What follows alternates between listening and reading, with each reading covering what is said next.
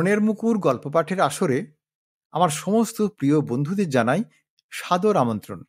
মূল গল্পে যাওয়ার আগে আমি আপনাদের বলবো যে গল্পটি যদি আপনাদের ভালো লাগে তাহলে অবশ্যই একটি লাইক দেবেন ও গল্পটি শেয়ার করবেন।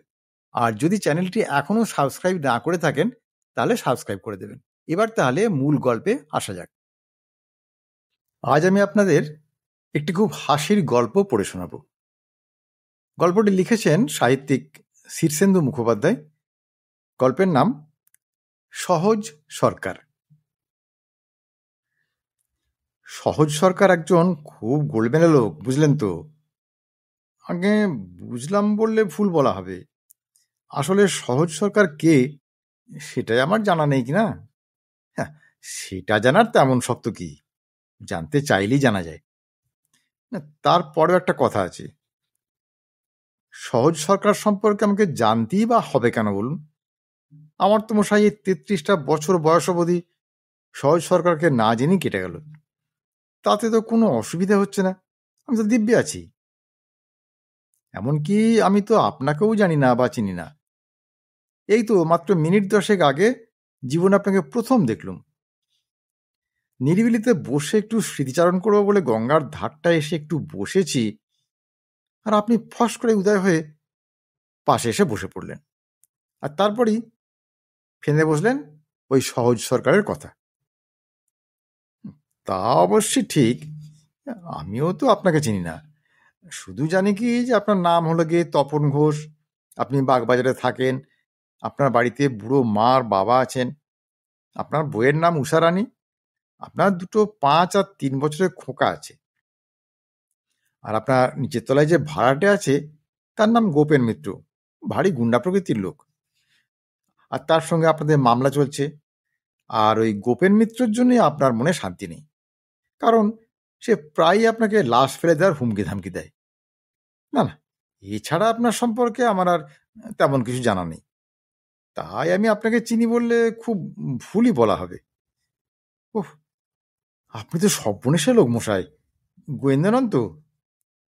আমি তো আপনাকে জীবনে কখনো দেখেছি বলে মনে হচ্ছে না, অথচ আপনি আমার সম্পর্কে এত কথা জেনে বসে আছেন। হ্যাঁ না মশাই, না, আমি মোটেই গোয়েন্দা নই। তবে কিনা ওই চারদিকে কি ঘটছে না ঘটছে তার দিকে একটু নজর রাখি আর কি। আর কেন রাখি জানেন? যা ঘটছে তা থেকে কি ঘটতে চলেছে তা অনুমান করে আগে ভাগেই সাবধান হওয়ার জন্যে, অন্য কিছু না। আপনি তো খুব হুঁশিয়ার লোক মশাই, যা দিনকাল পড়েছে তাতে এখন আপনার মতো লোকই দরকার। কিন্তু আপনার কথা শুনে আমার একটু কেমন ভয় ভয় করতে লেগেছে। আপনি গোপেন মিত্র লোক নন তো? হাসালেন তপনবাবু, হাসালেন। গোপেন মিত্রকে আমি কোশমিন কালেও চিনি না। শুধু এটুকু জানি যে সে একজন লম্বা চওড়া চেহারার লোক, মেজাজ যেমন টং তেমনি মারমুখো। পাড়ার গুন্ডামাস্তানরাও তাকে সমঝে চলে। সে হাওড়া একটা নাট বল্টুর কারখানা চালায়, মাসে না হোক লাখ টাকা তো কামায়। কিন্তু কোনো অজ্ঞাত কারণে সে কিছুতেই আপনাদের বাড়ি ছেড়ে উঠে যেতে রাজি নয়। তার বইয়ের নাম নন্দরানী। গোপেনের 3 ছেলে, তাদের বয়স যথাক্রমে 10, 8 এবং 4। তার বাবা রমেশ মিত্র কামারহাটিতে পৈতৃক বাড়িতে বাস করেন, তারও মেলা পয়সা। গোপেনের জীবনের একটা অ্যাম্বিশন হলো আপনাদের হটিয়ে আপনাদের গোটা বাড়িটা দখল করা। না মশাই, এই সামান্য তথ্য শুনে আবার যেন ভেবে বসবেন না যে আমি গোপেন মিত্রকে চিনি। ওহ, আমার মাথা যে ঘুরছে মশাই, আপনি তো ডেঞ্জারাস লোক। এর পরেও বলবেন যে আপনি গোপেন মিত্রকে চেনেন না? না, শুধু গোপেন মিত্র কেন, তার ভাইরা ভাই অ্যাডভোকেট সুখেন পোদ্দার, বড় শালা বরতলা থানার এসআই গদাধর বোস, ছোট শালা কাউন্সিলর বেণুধর বোস, শ্বশুর এমএলএ সাত্তকী বোস, কাউকেই চিনি না মশাই। এমনকি তার বন্ধু ম্যাজিস্ট্রেট যোগেন হালদার, আপ্যায়ন রেস্টুরেন্টের মালিক বরেন মল্লিক, ফুটবল প্লেয়ার সুনুধর, কাউকেই আমি কোশপিন কালেও চিনতাম না। এবার বিশ্বাস হলো তো আমার কথা? খামোকা আপনি আমাকে গোয়েন্দা বলে ভয় পাচ্ছিলেন। আগে ভয়টা যে আমাকে আরো একটু চেপে ধরেছে মশাই, একটু দমসম লাগছে। কি মনে হচ্ছে জানেন? মনে হচ্ছে আপনাকে দেখতে যতটা সাদামাটা, আপনি আসলে ততটা সোজা লোক তো নন। আপনার ভেতরে একটা প্যাঁচ আছে। ভয় হচ্ছে আপনি বোধহয় আমাকে কিছু একটা বার্তা দিতে এসেছেন, যাকে বলে প্রচ্ছন্ন হুমকি। আরে না মশাই, না। আমাকে দেখতে যেমন সরল সোজা, আমি আদতেও তাই। কোথাও প্যাঁচ ঘোঁচ আমার মধ্যে পাবেন না। আমার মন মুখ একাকার। লোকে বলে, ওহে, তুমি এই যুগের পক্ষে বড্ড বেমানান। অত সোজা সরল হলে কি আর চলে? এই তো সেদিন একটা লোক একটা বেশ কাজ করা বাহারি পুরোনো আমলে কাঠের বাক্স নিয়ে এসে আমার বাড়িতে বলল, এই বাক্সতে যা রাখবেন তা চোখের পলকে ডবল বা দুনো হয়ে যাবে। শুনে তো আমার মোটেই বিশ্বাস হলো না। কত ঠকজোচ্চোর চারদিকে ঘুরে বেড়াচ্ছে। তা পরীক্ষা করার জন্যে আমি বাক্সতে একটি টাকা রাখলাম। তারপর লোকটার কথা মতো 10 সেকেন্ড চোখ বন্ধ করে রইলুম। তারপর লোকটা বাক্সের ডালা খুলে দেখালো, সত্যি টাকাটা ডবল হয়ে গেছে। তখন লোভে পড়ে ক্রমে টাকা বাড়াতে লাগলুম।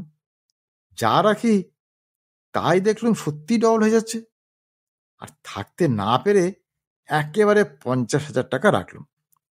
আর লোকটা বাক্সের ডালা বন্ধ করার পর যেই না চোখ বুজেছি, অমনি ফস করে কি একটা যেন আমার নাকে স্প্রে করলো মশাই। আর সেই ঘুম ভাঙতে আমার ঘন্টা খানেক লেগেছিল। আর ততক্ষণে লোকটা বাক্স আর টাকা সমেত হাওয়া। এর পরেও কি আমাকে আপনার প্যাঁচার লোক বলে ভাবতে ইচ্ছে করবে? আপনি অত কাঁচা লোক বলেও ভাবতে ইচ্ছে যাচ্ছে না। হ্যাঁ, বুঝলেন মশাই, আপনি বোধহয় আমার সঙ্গে ছলনাই করছেন। তবে আপনাকে আগেই কিন্তু জানিয়ে রাখি যে আমি কিন্তু আসলে একজন বোকাশোকা মানুষ। আপনার মতো ক্ষুরোধার মাথাওয়ালা মানুষের সঙ্গে পাল্লা দেওয়ার এলেম আমার অন্তত নেই। হ্যাঁ, এই ভুলটাই সবাই করে, বুঝলেন। নিজেকে বোকা ভাবা যে কত বড় বোকামি, তা আমি হাড়ে হাড়ে জানি। আমি নিজেও তাই কিনা। তা বলে সহজ সরকারের কথাটা আবার যেন ভুলে যাবেন না। মনে রাখবেন, সে একজন কিন্তু খুব গোলমেলে লোক। আচ্ছা, তা তিনি কে তা যদি একটু বলতেন তবে তো ভালো হতো। এই তো মুশকিলে ফেললেন। সহজ সরকারকে তাকে আর আমার জানার কথা। হ্যাঁ, তবে আমি এটুকু বলতে পারি যে সহজ কিন্তু বড় সোজা পাত্র নয়। যদ্দূর শুনেছি তাকে দেখে মনে হবে যেন ভাজা মাছটি উল্টে খেতে জানেন না। কিন্তু ঘটনা হলো, তিনি ভাজা মাছ না উল্টেও খেয়ে ফেলতে পারেন। অর্থাৎ ভাজা মাছ নিজেই তার সুবিধে করে দিতে উল্টে যায়। আপনার কথাটা তো ঠিক বুঝতে পারলাম না মশাই, একটু বুঝিয়ে বলবেন কি? আচ্ছা, আপনার বঙ্কিমের কপালকুণ্ডলা পড়া আছে? হ্যাঁ, তার নেই? বঙ্কিম আমার খুব পছন্দের লিখে। হ্যাঁ, ওই যে সেই যে নবকুমার সুন্দরবনে কাঠ আনতে গিয়ে পথ হারিয়ে ফেলেছিল, মনে আছে তো? তার দেরি দেখে নৌকোর অন্য সবাই বলা বলি করেছিল, তোমার নবকুমার কি আর আছে, তাহাকে বাঘে খাইয়াছে। তা আমাদের সহজ সরকারও একবার সুন্দরবনে বেড়াতে গিয়ে পথ হারিয়ে ফেলেছিল। তারপর হলো কি জানেন? বললে হয়তো বিশ্বাস হবে না, শেষে বিশাল একটা কেঁদো বাঘ তাকে দেখতে পেয়ে ভারী বিনয়ের সঙ্গে পথ দেখিয়ে এনে তাকে নৌকোর ঘাটে পৌঁছে দিয়ে গেছিল। তারপর ধরুন না, লোকের অসুখ বিসুখ হলে কি করে? ডাক্তারের চেম্বারে গিয়ে ধর্ণা দিয়ে বসে থাকে। কিন্তু আমাদের সহজ সরকারের ঠিক তার উল্টো। তার অসুখ বিসুখ হলে ডাক্তাররাই ভিড় করে এসে তার বৈঠকখানায় জড়ো হয়ে যায়। যদি সহজ সরকার দয়া করে কাউকে ডাকে, উকিল ব্যারিস্টার বলুন, মন্ত্রী বা আমলা বলুন, সহজ সরকারকে কারো কাছে যেতে হয় না। সবাই তার কাছে এসে হে করে আর হাত কচলায়। তাহলে বুঝতে পারছেন তো? তা ভাজা মাছের আর দোষ কি বলুন? তারও ঘাড়ে তো আর দুটো মাথা নেই। ও, এইবার মনে হয় একটু একটু বুঝতে পারছি। হ্যাঁ, পারবেনই তো। নিজেকে আপনি যত বোকা ভাবেন, সত্যি তো আর আপনি তত বোকা নন। কেউ তো আবার সহজ সরকারকে কলকি অবতারা বলে থাকে। হ্যাঁ, বলে নাকি? তা বলবে না কেন বলুন? সহজ সরকার যে দু হাতে গরিব দুঃখীকে বিলোয়, শীতে কম্বল, বর্ষায় ছাতা, গ্রীষ্মে হাত পাখা, তার অন্নসত্ত্বে রোজ 10,000 গরিব লোক খায়, বুঝলেন? বাবা, এত টাকা! হ্যাঁ, তার টাকার কথা যদি বলেন তাহলে রিজার্ভ ব্যাঙ্কও লজ্জা পাবে। লোকে ব্যাংকে, আলমারিতে, সিন্ধুকে সব টাকা রাখে, আর সহজ সরকারকে টাকা রাখতে গোডাউন বানাতে হয় হাওড়ায়। ওই হাওড়ায় তার 7খানা টাকার গুদাম বানাতে হয়েছে, বুঝলেন? বাপ রে! সবাই তো একথা শুনে হাঁ হয়ে যায়। হ্যাঁ, আপনারা দোষ কি? তা আমার মতো মনীষীকে তার কি দরকার? আমাকে সহজ সরকারকে দিয়ে হুঁশিয়ার করছেন কেন বলুন তো? আহা, এই সহজ কথাটাও বুঝলেন না? যেখানে সমস্যা সেখানেই যে সহজ সরকার। তার নামের পাশেই দেখবেন পর পর 5টা এস থাকে। S S S S S. বাবা, অতগুলো এস! এর মানে কি? হ্যাঁ, মানে খুবই সোজা, সকল সমস্যার সমাধানে সহজ সরকার। আর তাই তো আজ আপনার কাছে আসা।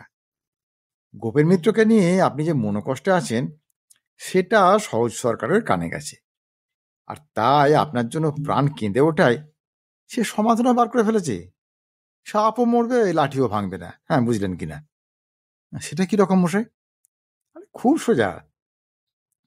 গোপেনকে ডেকে সহজ সরকার খুব করকে দিয়েছে, বলেছে একজন নিরীহ ভালো মানুষকে এইভাবে ভয় দেখানো চলবে না।